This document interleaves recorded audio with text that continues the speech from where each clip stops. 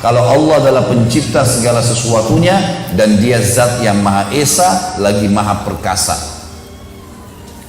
Allah subhanahu wa ta'ala juga memastikan kalau hanya dia saja yang menciptakan, tidak ada yang lain, dan dia juga yang memenuhi segala kebutuhan makhluknya, tidak ada yang lain.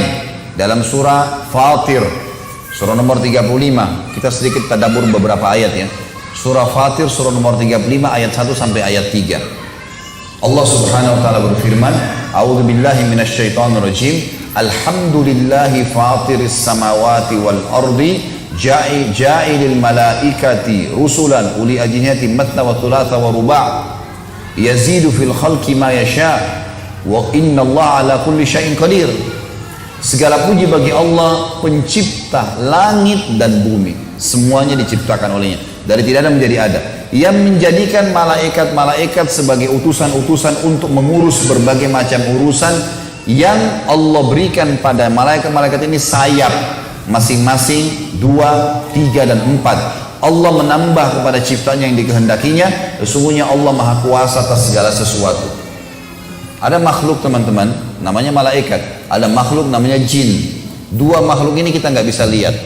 Memang Allah rahasiakan, mata kita nggak bisa lihat, tapi kita bisa rasakan keberadaannya. Saya kasih contoh. Kata Nabi Muhammad SAW, kalau seseorang di antara kalian mau tidur di malam hari, maka malaikat pendampingnya, kan kita didampingi oleh 3 malaikat ya. Ada malaikat pencatat amal baik, ada pencatat amal buruk, ada namanya malaikat hafadhah. Hafadhah ini menjaga. Jadi kalau orang mau jatuh nggak jadi, orang mau ini nggak jadi. Ini ada memang. Dia memperingatkan manusia. Ini yang malaikat hafadhah untuk mengimbangi, ada namanya qarin, pendamping dari syaitan. Yang iblis memang minta sama Allah supaya setiap anak Adam didampingi oleh anak cucunya dia untuk nyesatin. Ini dua-duanya nggak kelihatan nih, tapi lihat bagaimana Nabi menjelaskan kepada kita. Kata Nabi SAW, kalau seseorang di antara kalian mau tidur di malam hari, maka malaikat pendampingnya datang, syaitan pendampingnya datang. Lalu malaikat berkata, tutuplah hidupmu dengan kebaikan. Malaikat ini coba membuat dia ingat semua perbuatan baiknya hari itu. Sholat berjamaahnya, yang dia hadiri majelis ilmu. Jadi kalau teman-teman mau tidur malam, coba renungin sebentar, kita bisa ingat tuh. Kalau kita selalu teringat perbuatan baik tadi, itu dari malaikat penjaga kita. Dia berusaha membuat kita jadi ingat. Dan kata Nabi SAW, qarinnya, syaitannya akan mengatakan tutup hidupmu dengan keburukan. Diingatkan dosa-dosanya. Yang dia berzina, yang dia dusta, yang dia menipu tadi. Nanti tinggal manusia ini milih yang mana. Besok ini dia mau buat programnya si malaikat atau programnya si syaitan. Contoh yang lain. Teman-teman kalau lagi lewat di dekat masjid azan, dengar suara azan, ada bisikan dalam hati, sholat. Bisikan ini dari malaikat. Ada orang miskin, bantu. Kesian lihat orang yang jatuh misalnya. Maka ini semuanya teman-teman sekalian adalah bisikan dari malaikat itu. Kalau ada lawan jenis atau ada apalah pelanggaran-pelanggaran agama, kemudian ada bisikan dalam hati, tuh lihat, itu begini, itu begitu, itu dari syaitan. Semua perbuatan yang melanggar dari syaitan, semua perbuatan baik dari malaikat. Allah subhanahu wa ta'ala memang membuat seperti itu. Dan salah satu rukun iman kita imani ada malaikat itu yang sedang mengawasi kita. Sampai kata Nabi SAW, malulah kalian dengan malaikat yang tidak pernah berpisah dengan kalian, kecuali kalian sedang di WC. Maaf, semoga Allah muliakan anda semua. Supaya kalian di WC atau kalian sedang berhubungan biologis, baru malaikatnya berpisah. Kalau enggak selalu ada. Disuruh malu dengan malaikat itu. Kata Nabi SAW, malaikat terganggu dengan yang mengganggu manusia. Bau busuk, kita disuruh bersiwak sebelum sholat, supaya orang sebelah nggak terganggu. Kita juga kalau mengatakan Assalamualaikum warahmatullahi di sholat, kita memberikan salam pada malaikat kanan, sebelah kiri juga begitu, supaya jangan bau mulutnya. Ada malaikat itu. Allah bilang dalam ayat ini diceritakan tentang masalah mereka. Di ayat satunya, ayat duanya kata Allah, ma yaftahillahu linnasi min rahmatin fala mumsika laha wa ma yumsik fala mursila lahu min ba'dih wa huwal azizul hakim. Apapun yang telah Allah berikan kepada manusia dalam bentuk rahmat, Misal kayak gini kita bisa hirup oksigen. Bapak Ibu sekarang hirup oksigen gratis, nyaman saja, masuk keluar. Saking mudahnya kita hirup oksigen, rezeki dari Allah ini. Saking mudahnya sampai kita kayak tidak tahu nilainya. Padahal kalau orang sesak napas, berapa harga tabung gas tuh? Tabung oksigen di rumah sakit. Gratis. Hujan mungkin kita mengeluh dengan hujan. Padahal hujan itu proses bagaimana secara alami menguapnya di musim panas air. Di mana teman-teman, air kencing yang Anda keluarkan selama ini. Air cuci baju, air cuci piring. Satu manusia dalam satu hari bisa ngeluarin berapa liter kencing? Banyak. Kemana semua miliaran manusia? Belum hewan-hewan. Kotor kan? Kalau nggak dibersihkan jadi kotor bumi ini. Allah dengan proses alami musim panas menarik semua, menguap air-air itu ditampung di awan, kemudian dengan hikmahnya diturunkan kembali sudah suci. Jadi awan itu filter. Makanya waktu turun hujan, Nabi SAW buka imamahnya, buka bajunya, sengaja kenain air.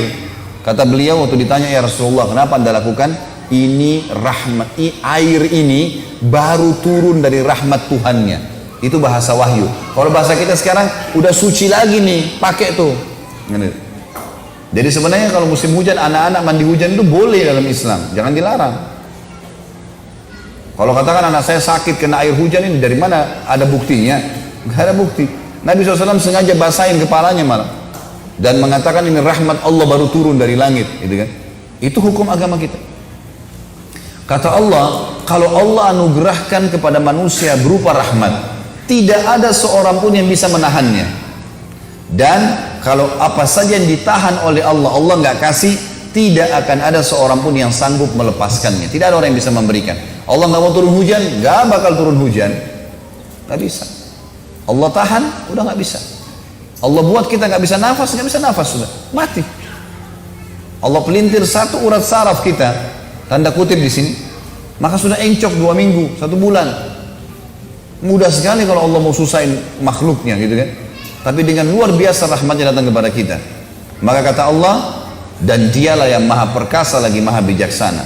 Ayat terakhir, ayat 3-nya, Allah berfirman, ya ayyuhan nasu dzkuru ni'matallahi alaikum hal min khaliqin ghairullahi yarzuqukum minas sama'i wal ard la ilaha illa huwa fa anna tu'fakun. Hai manusia, suku apapun dia, diajak ngomong sama sang pencipta Allah, karena kita semua sama dari keturunan Adam. Hai manusia, ingatlah akan nikmat Allah kepada kalian. Adakah pencipta selain Allah yang dapat memberikan rezeki kepada kalian dari langit dan bumi? Tidak ada Tuhan selain Dia, maka mengapa kalian berpaling dari kebenaran ini? Dan teman-teman sekalian, banyak sekali dalil-dalil Al-Quran yang menggambarkan kepada kita tentang asas agama kita, tauhid ini. Ini penting sekali. Tapi saya tidak mungkin bacakan semuanya. Ada beberapa, ada mungkin di sini lebih dari 10 atau 20 ayat saya tulis dalam tulisan saya. Dan ini insya Allah nanti terbit dalam bentuk buku tentunya. Judulnya memang inilah generasi emas Islam. Tapi saya akan misal contoh Allah berfirman juga tentang malam dan siang. Dalam surah Ghafir, surah nomor 40 ayat 61 sampai ayat 65. A'udzu billahi minasyaitonir rajim. Allahul ladzi ja'ala lakumul laila litaskunu fihi wan nahara mubsira. Inna fi dzalika innallaha ladzu fadlin 'alan nasi walakin aktsaran nasi la yashkurun. Allah lah satu-satunya yang telah menjadikan malam untuk kalian supaya kalian beristirahat. Allah yang buat tuh malam jadi gelap, kita jadi ngantuk, mau tidur. Siapa yang ciptakan kita? Siapa yang ciptakan ngantuk itu? Siapa yang ciptakan kita jadi pulas? Siapa yang membangunkan kita setelahnya? Apakah proses begitu saja? Tidak, gitu kan?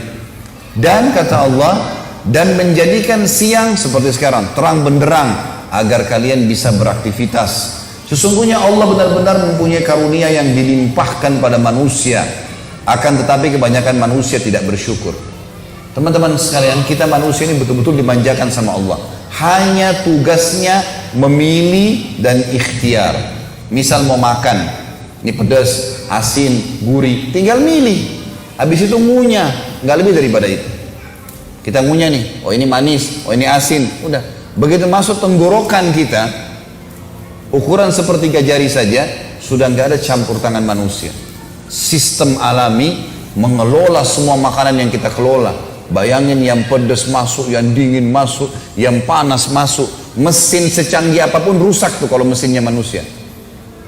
Ini masuk pedas, masuk asin, masuk dingin, masuk panas. Terus dikelola jadi energi dan jadi kotoran. Yang tidak dibutuhin ini yang ngawur, yang kita main makan sembarangan jadi kotoran. Lalu Allah kasih rasa mules, buang tuh. Tuh kalau kamu nggak buang mati tuh. Kotoran kalau nggak dibuang bisa mati manusia. Baunya luar biasa. Ada satu kapten kapal meninggal, Bapak Ibu sekalian. Dia masuk ke WC meninggal. Diadakan penelitian, kenapa nih orang meninggal? Tadinya sehat. Setelah ditemukan ternyata gas kotoran dia, tinjanya dia, itu sudah 3 hari dia nggak buang, mati gara-gara gas kotorannya sendiri. Itu mati gara-gara itu. Allah kasih rasa mules, buang tuh. Kita mules, buang. Habis itu Allah kasih rasa lagi. Oh ya sudah cukup, berdiri, makan lagi.